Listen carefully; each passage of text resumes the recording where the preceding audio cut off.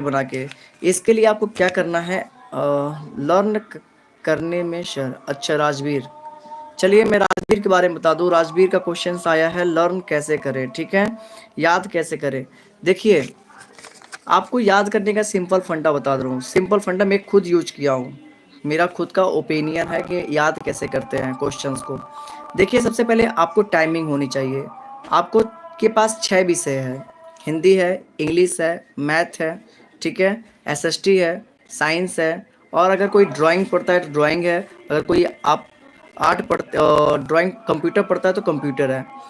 तो आपको 6 सब्जेक्ट को टच करना है, 6 सब्जेक्ट को आपको टच करना है। तो टच कैसे करना है, आपकी टाइमिंग होनी चाहिए।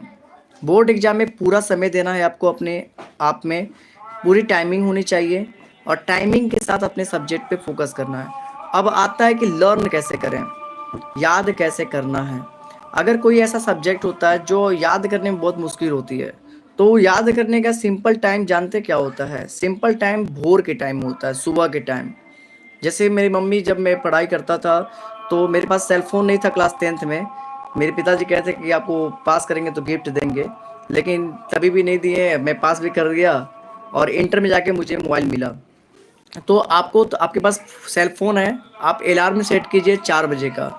आपको 4 बजे उठ जाना है सुबह, ठीक है, और सुबह उठकर वैसे सब्जेक्ट को याद करना जो आपको लर्न नहीं होता है। याद कैसे करना है, जैसे मान लीजिए उस सब्जेक्ट को आपने पढ़ा, उस क्वेश्चंस के आंसर को पढ़ा, ठीक है, और पढ़ने के बाद उसको तुरंत राइट कीजिए।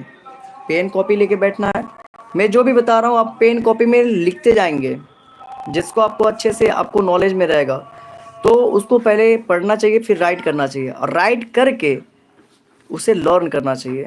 फिर उसको एक बार दिन में कभी टाइम मिले तो फिर उसको राइट कीजिए अपने मन से।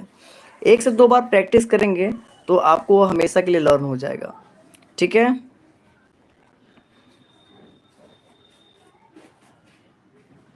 लर्न हो जाता है लेकिन लिखने के टाइम भूल जाता है।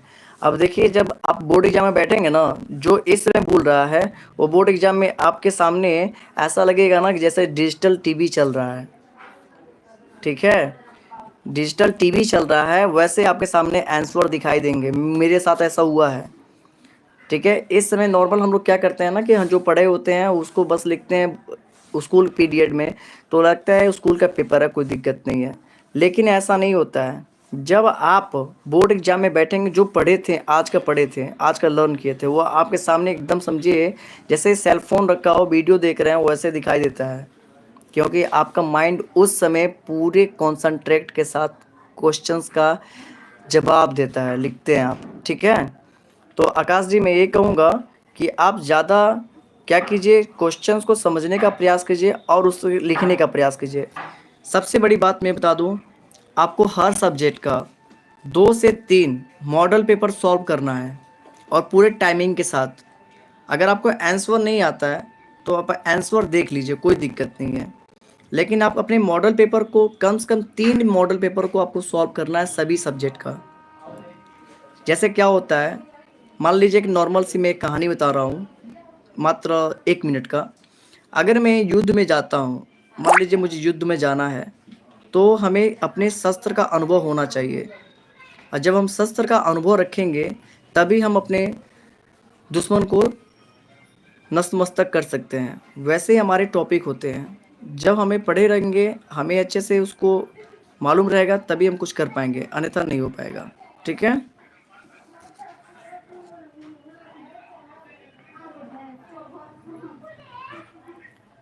और क्वेश्चंस किसी के पास हो?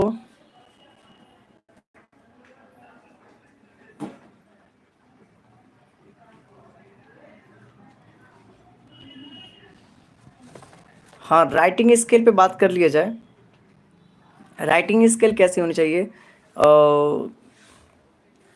कोई क्वेश्चन हो, आप अपने मन से कोई क्वेश्चन हो तो बताइए।